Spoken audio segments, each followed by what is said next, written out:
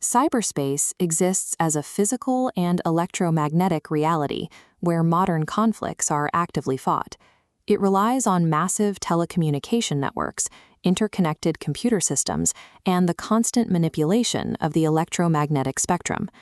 The United Nations recognizes this domain formally, defining cyberspace as a global system of interconnected networks. This infrastructure is the theater for cyber warfare, the application of computer network operations to attack, defend, and exploit digital systems. The primary targets in this domain are critical infrastructure, specifically the communication networks and data storage systems that keep military and civilian operations functional. Because the international community lacks a universal definition of an act of war in cyberspace, every digital anomaly requires intense forensic analysis to determine if an intrusion is a minor nuisance, a federal crime, or a hostile military action. Digital attacks happen quietly, but their consequences manifest in the physical world. To intercept and classify these attacks, security teams rely on cyber threat intelligence, or CTI. CTI is a specialized cybersecurity discipline focused on analyzing data to understand a threat actor's motives, targets, and attack behaviors. Analysts use CTI tools to gather raw network data, assess potential vulnerabilities, and establish a baseline defense strategy. The raw digital evidence collected during these breaches directly dictates a nation's escalation path, routing the response through entirely different legal frameworks.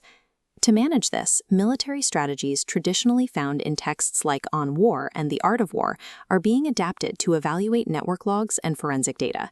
In a national security context, digital forensics shifts from routine code maintenance to a procedural catalyst.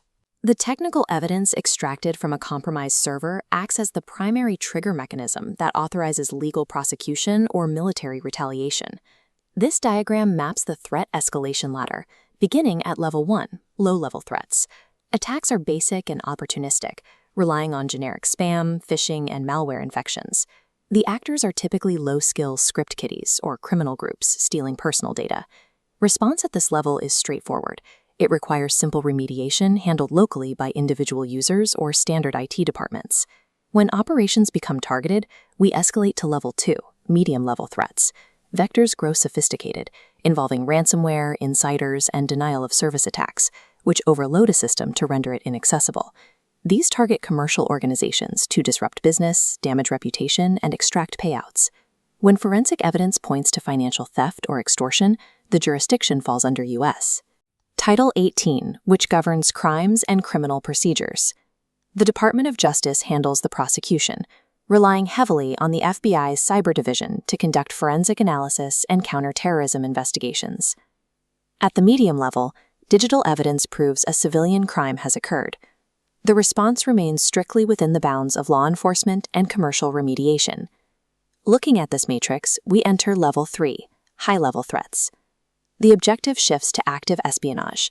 Strikes use zero-day exploits and advanced persistent threats, where intruders remain undetected for extended periods.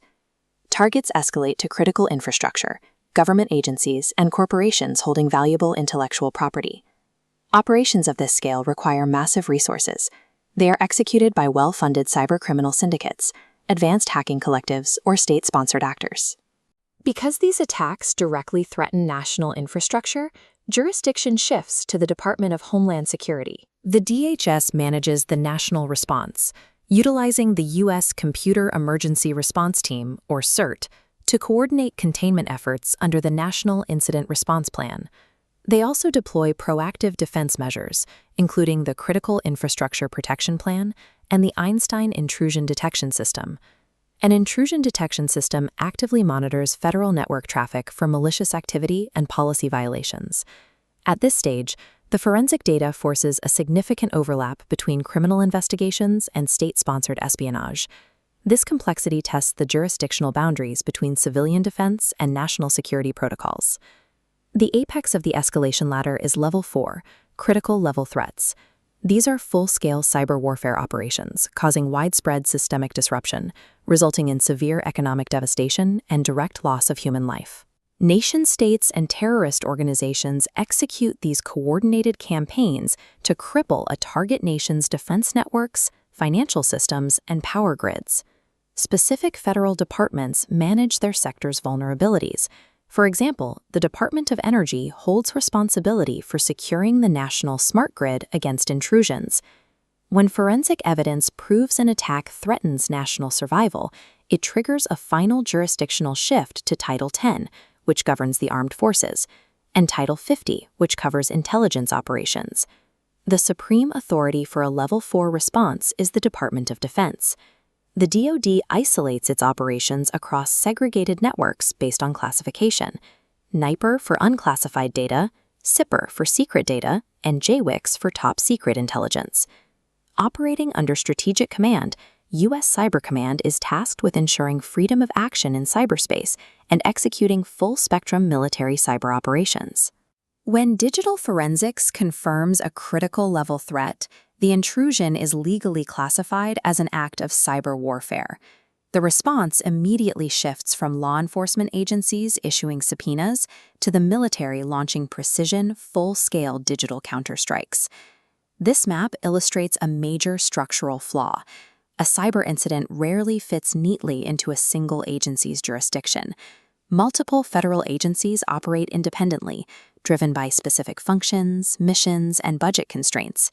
Currently, no single central authority governs all national cyber operations. Adding to the complexity, state-level responses invoke Title 32 and Title 14, dictating how the National Guard and Coast Guard mobilize during an emergency. This fragmented defense architecture is a vulnerability in itself. Threat actors design their campaigns to exploit the gaps between these bureaucratic boundaries. To address this fragmentation, the federal government mandates strict, universal compliance and risk management standards. The Federal Information Security Management Act of 2002 established the mandatory baseline for how federal agencies secure their data. Under that act, the National Institute of Standards and Technology provides the NIST 800 series guidelines, creating a unified, highly detailed technical language for cybersecurity. Additionally, Homeland Security presidential directives function as top-down executive initiatives designed to force operational integration across the military, federal agencies, and the commercial sector. This flowchart summarizes the evidence-to-action pipeline. Raw network logs dictate the threat level dictates the legal title, and the title assigns the responding agency. For computer science professionals, understanding this pipeline is essential. The digital evidence you analyze is the mechanism that commands a nation's legal and military response.